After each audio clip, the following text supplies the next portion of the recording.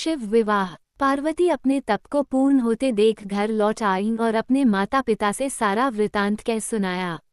अपनी दुलारी पुत्री की कठोर तपस्या को फलीभूत होता देखकर माता पिता के आनंद का ठिकाना नहीं रहा।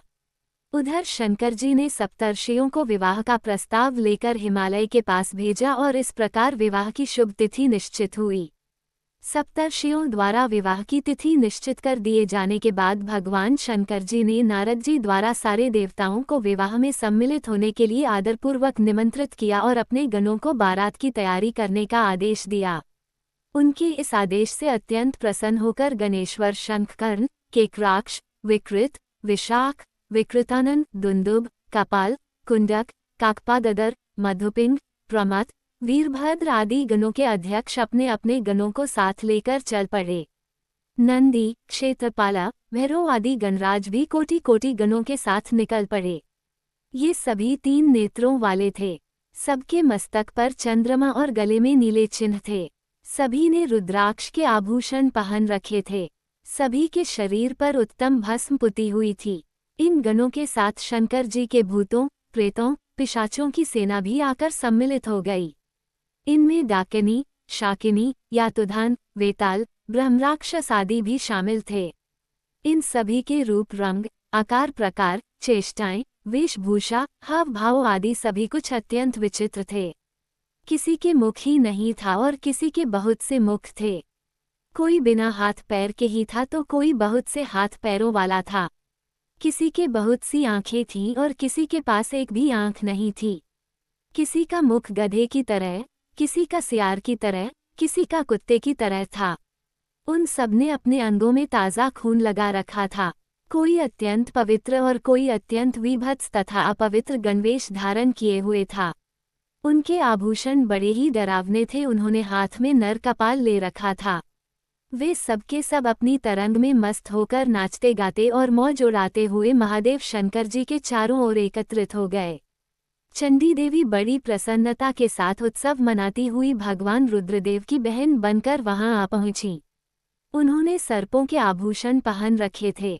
वे प्रेत पर बैठकर अपने मस्तक पर सोने का कलश धारण किए हुए थीं। धीरे धीरे वहां सारे देवता भी एकत्र हो गए। उस देवमंडली के बीच में भगवान श्री विष्णु गरुड़ पर विराजमान थे।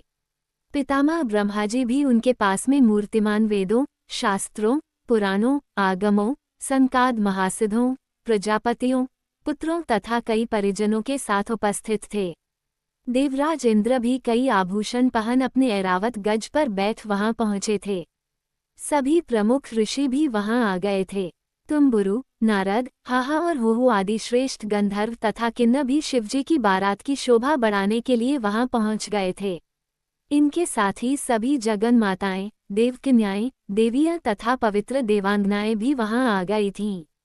इन सभी के वहां मिलने के बाद भगवान शंकर जी अपने स्फुटिक जैसे उज्ज्वल सुंदर वृषभ पर सवार हुए। दूल्हे के वेश में शिवजी की शोभा निराली ही छटक रही थी।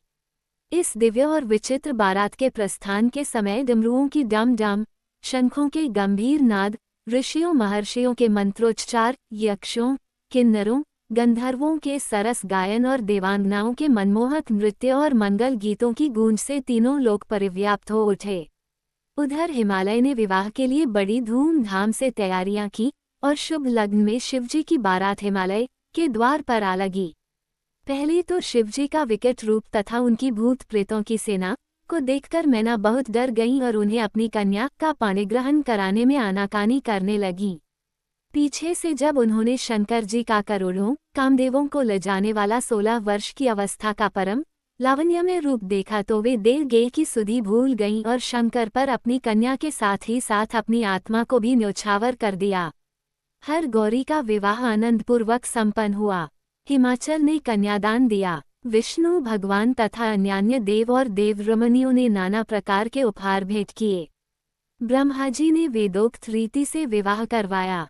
सब लोग अमित उत्साह से भरे अपने अपने स्थानों को लौट गए।